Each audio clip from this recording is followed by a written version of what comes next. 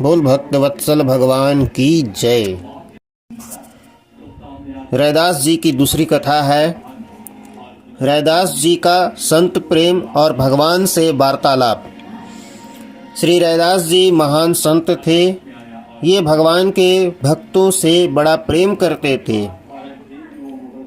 संत सेवा में धन का सदुपयोग करते थे। इनका यह आचरण पिताजी को अच्छा न लगा, अतः उन्होंने इन्हें अलग कर दिया और घर के पीछे की जमीन रहने के लिए दे दी। यद्यपि घर में बहुत सा धन माल था, पर उसमें से पिताजी ने अलग करते समय एक कण भी नहीं दिया।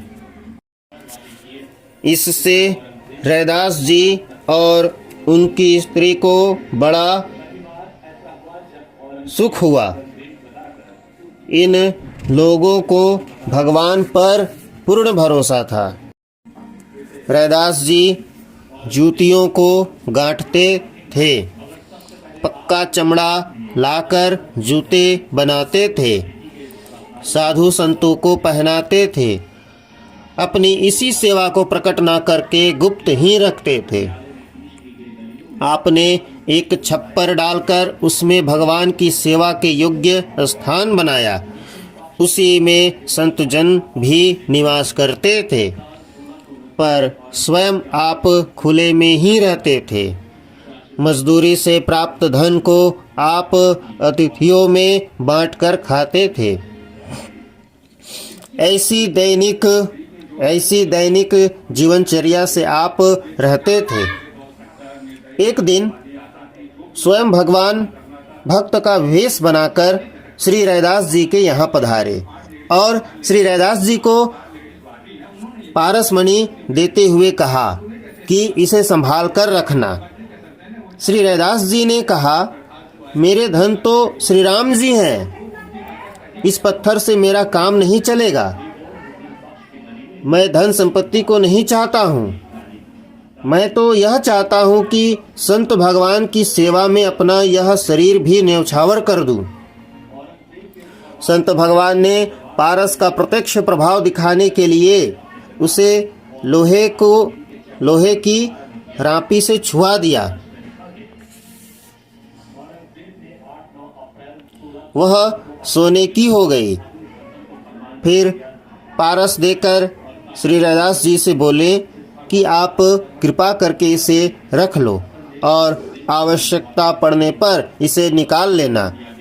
तब श्री रैदास जी ने कहा, यदि आप नहीं मानते हो तो इसे ठाकुर जी के छप्पर में रख दो। जब इच्छा हो तब निकाल ले जाना।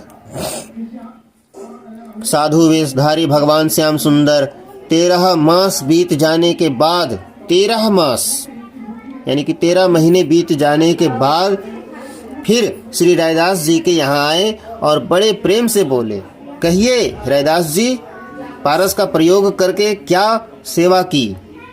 श्री रैदास जी बोले, जहाँ आप रख गए थे वहाँ ही रखा होगा, आप उसे ले लीजिए। श्री रैदास जी की ऐसी बात सुनकर पारस को लेकर वे चले गए। अब इसके बाद भगवान ने जो नई लीला रची उसे सुनिए। प्रातःकाल जब श्री रैदास जी ठाकुर सेवा करने जाते तो नित्य 5 मुहरे वहाँ मिलती। 5 मुहरे वहाँ मिलती रखी हुई।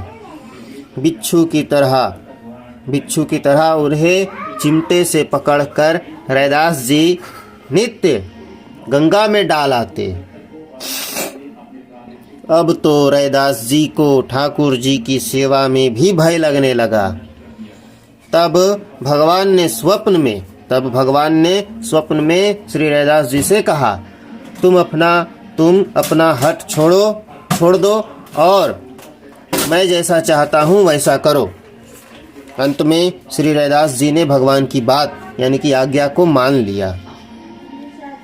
नित्य प्राप्त मुहरों से नई जगह लेकर विशाल संत निवास और भगवान का भव्य मंदिर बनवाया।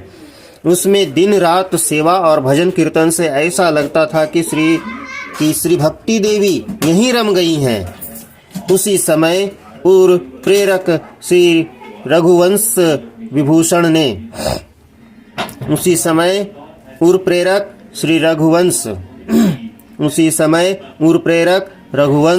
विभूषण ने ब्राह्मणों के हृदयों में प्रेरणा की कि रैदास की सेवा का विरोध करो, उसे बंद करा दो।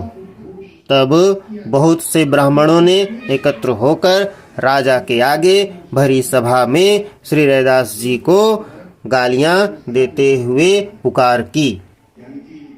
उन पर आरोप लगाया कि वे शूद्र होकर पूजा करते हैं। यह अन्याय है, इसे रोका जाए, अन्यथा आपका राज्य नष्ट हो जाएगा।